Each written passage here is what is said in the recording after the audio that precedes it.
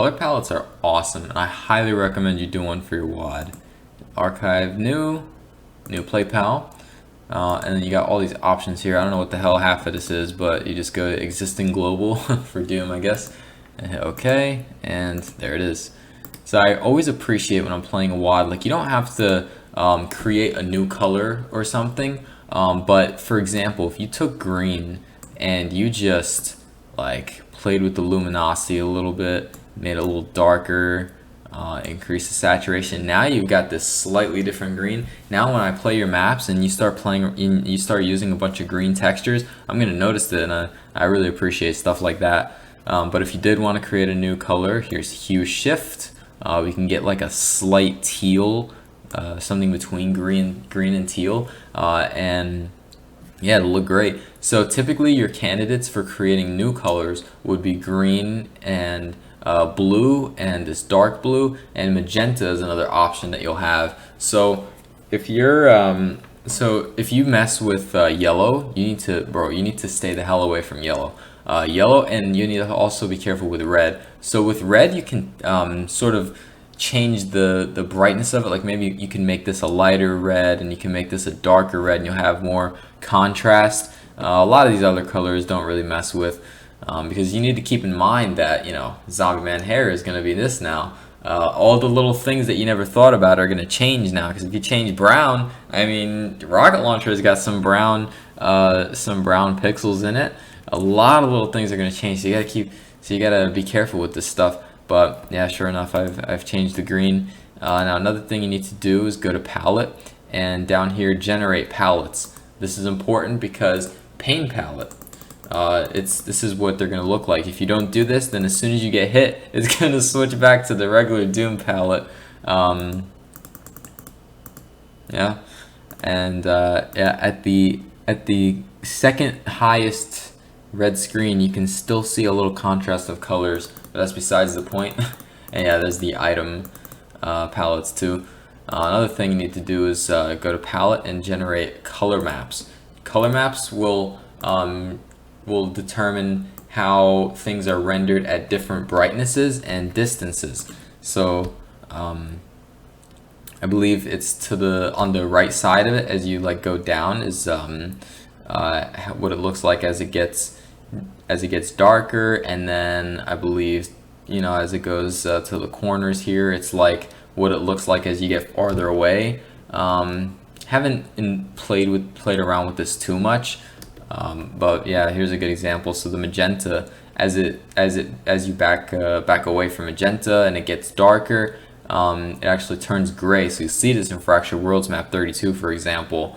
So if you wanted to play with any of this stuff, and software and OpenGL differences are going to be really prominent here, because in Nerf, for example, I've been told that they actually change the colors as you darken them. So like you'll be backing away from a texture and it'll actually look like a different color.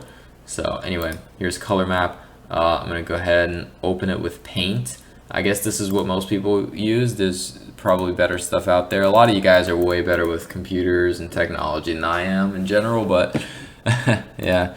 So I mean, yeah, I can just like take the fill thing, and you can change stuff. Maybe I can find myself a pinkish magenta color or something, and darken it up, and we could just have that be what happens when you're backing away. I don't know. And then something big is the invuln palette. So this entire line at the bottom of gray, this is determining every color that renders in the game, what it's going to look like while you're invincible. It's going to all look gray, right?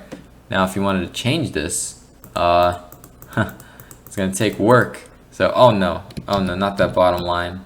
But yeah, it's going to take work. You're going to have to change a bunch of these, and you know, you'll see in Eternity, like it just did it all in these greens, and it even faded each green into the darkness the way these do. So definitely appreciate the hard work that went into that. But now we're gonna make this ridiculous memery. Wait, I can't do that quite yet. I need to put the color map in the WAD itself first. All right, so go ahead and delete your color map here.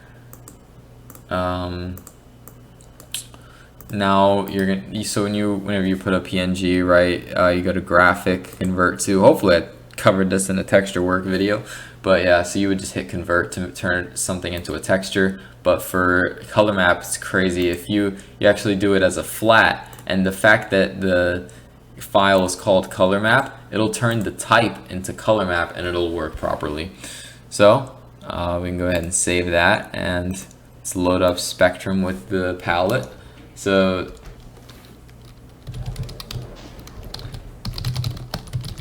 oh god, look what I did to the invuln.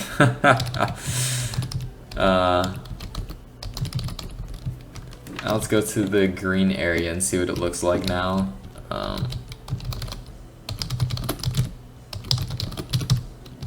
Yeah, see, we got a different green. So anyway, I hope you guys enjoyed that. I'm gonna show one more thing. Here is the textures. So something important after you're done with palette changes is you need to check all your textures, right? So play through your map one more time. Try not to let it be an afterthought. Play through your map one more time, and now you got to go and anything that looks like crap, go to graphic and color remap, and this works for textures and flats. And even it's just all graphics, so you can do this for enemy and weapon sprites. So yeah, so we got greens here or blues here, so we can change, if you wanted to make a different color falls, I guess you want to make like this. And of course this is the origin. This is what it looks like at first, and this is what you're going to change it to. And yes, you can only do one of these at a time, so each range you're going to add a new range, and it uses like these dark ones, so you can probably do that, and now all of a sudden you got magenta falls. So yeah, that's your options. You don't need to play with any of this. This is as much as you need to know, and you hit OK, and now all of a sudden you got those purple things. Something to note is if you have your color map and your play pal in Slade in the same WAD, then all of your textures will actually reflect your color changes here, so you can get a preview of it before you go to the editor, and then in the editor you'll also see your color palettes. Same thing if you're in the editor and you're loading a map with a resource. If the resource has the play pal and the color map, then your textures are gonna look the way they're going to. So anyways, hope you guys enjoyed that. Hope you found it helpful. Until next time, peace.